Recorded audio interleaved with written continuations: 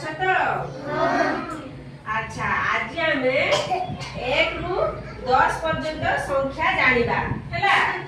1 ରୁ 10 ପର୍ଯ୍ୟନ୍ତ ସଂଖ୍ୟା ଜାଣିବା ପାଇଁ ଆମେ ଗୋଟିଏ ଗୀତ ଶିଖିବା ଆଜି।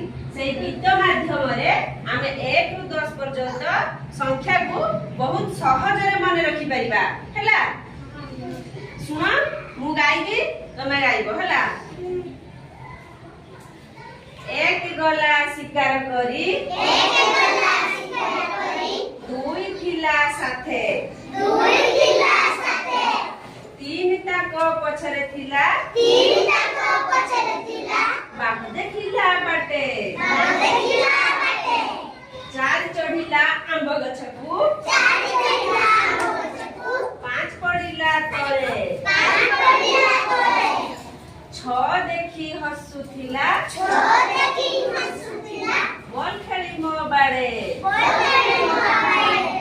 7 ନାଚିଲା ଘୁଙ୍ଗୁର ପିନ୍ଧି 8 ଗାଇଲା ଗୀତ 9 ଧରିଲା ନୌକା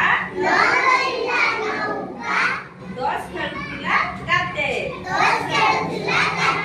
ଏଥର ଜାଣିଲ ତ 1 ରୁ 10 ପର୍ଯ୍ୟନ୍ତ ସଂଖ୍ୟା ହେଲା। 1 କଣ ଗଲା କରି ଗଲା ହେଲା।